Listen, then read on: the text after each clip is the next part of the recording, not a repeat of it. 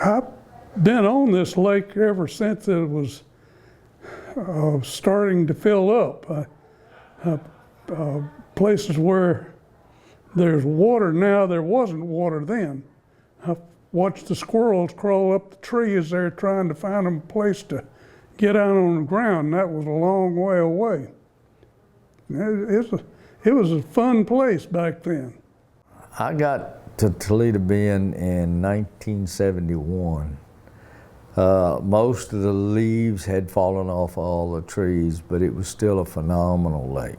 It was a lake that you could go out nearly anywhere and catch fish. You could catch fish suspended on trees, you could catch fish, and I'm talking bass, that's what I was trying to attack at the time. But there were brim beds galore that you were catching, those 1 pound brim, and that it was just a paradise for fishermen. In the beginning, you didn't have any roads up here that were blacktopped or paved. 476 and a few of them were, but they were as bad as they are now today. So. In the early days, Toledo was about as awesome as you could imagine a bass fishery being. It took no skill whatsoever. You could catch them on any bait you threw, it didn't matter. The fish so often showed themselves by schooling. Just herds of them come up running shad. I mean, all you had to do was get close and you could catch them. The old days, we had solid timber, you know, and people say, well, why did they leave all this timber? Well, it wasn't intentional. This lake filled up so fast. It's supposed to take like 2 years or so. It did it in like 4 to 6 months.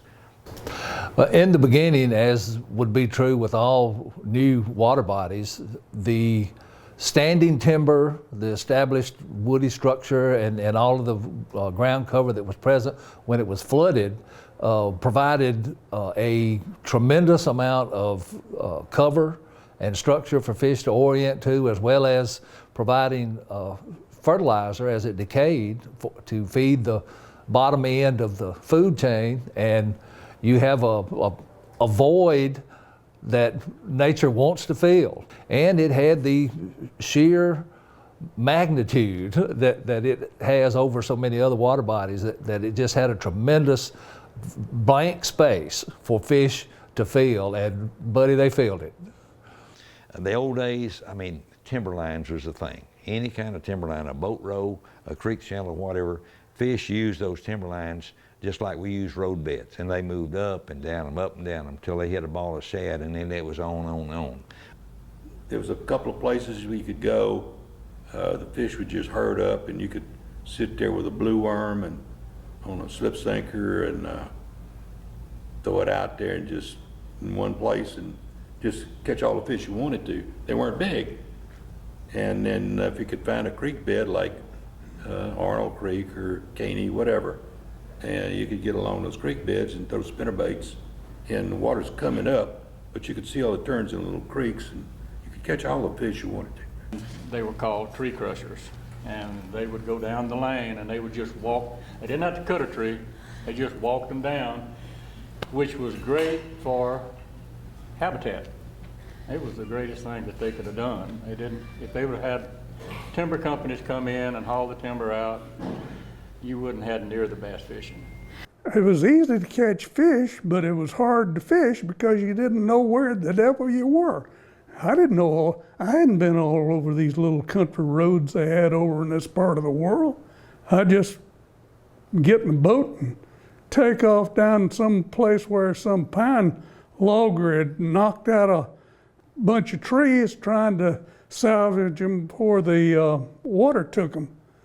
Back in those days, it wasn't uncommon to pull up on just a bend in a creek or a little long point or something and catch 10, 15, 20 bass, from 3 to 7 pounds. And it was just a phenomenal fishery, it really was. you know, and the ramps back then, we had a couple of good ramps, but we had some that was also practically you launched in a field or you launched in the woods, you know, which wasn't all that bad because, I mean, you were by yourself. Now then, people that come from out of state, there really wasn't that many places to stay right at the beginning. The north end of the lake, Huxley Bay, was just about it. You know, Huxley Bay, further south, maybe Holly Park in the Patrick Creek area, which is 40 miles apart, you know. You could go for, oh, I don't know, 20, 30 minutes before you'd see a little trailer house on a hill somewhere and fish coves that were totally uninhabited. Those days are gone.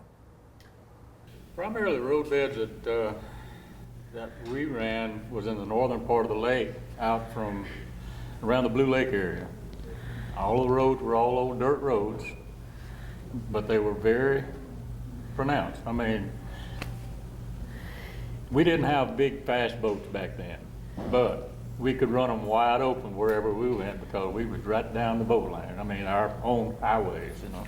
It was really neat during the old days. You could hear a boat running and never see them, never even see them. I mean, wow, you know they're there somewhere, but that's how thick the timber was in the old days. Where Toledo Bend was built or formed or happened on the Sabine River, this land was practically nothing. It was useless to nobody. There wasn't a lot of farming going on. There's some trees. Yeah, there's some timber, a bit of timber business, but this lake filled a huge area called, well, we call it river bottom, which was just nothing but just timber. Pines, oak trees, whatever, hills, hollers, ditches, which was good for nothing except fishing. And then when the grass came in the 80s, the early 80s, and the hydrilla, I say, not necessarily the grass.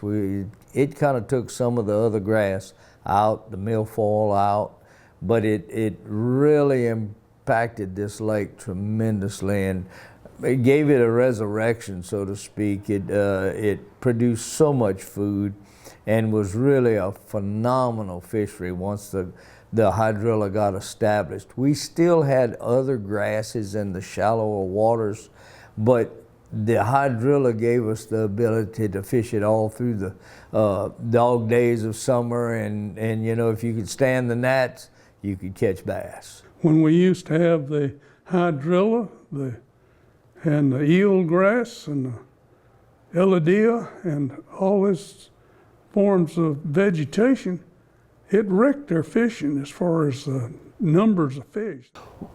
We noticed over time that the coverage of hydrilla started to decrease, and so we were curious as to why that occurred. And the reason we were curious was that, as I mentioned earlier, that durable structure in the form of trees that had been here had decreased over years, and hydrilla replaced that.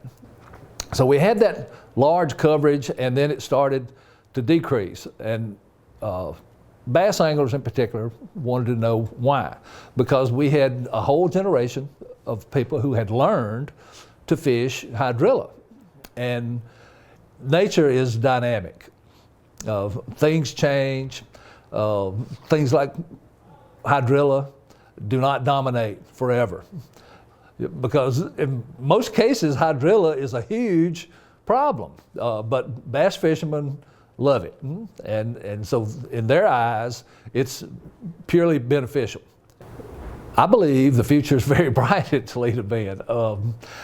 I think you kind of fit into a cycle somewhere where you're part of the scheme, but you don't dominate. Fishing was easy as far as catching fish. Problem was catching big fish or bigger fish. It was a fisherman's paradise for people that wanted to catch fish. It was just a paradise for fishermen. It was wide open. It was good times.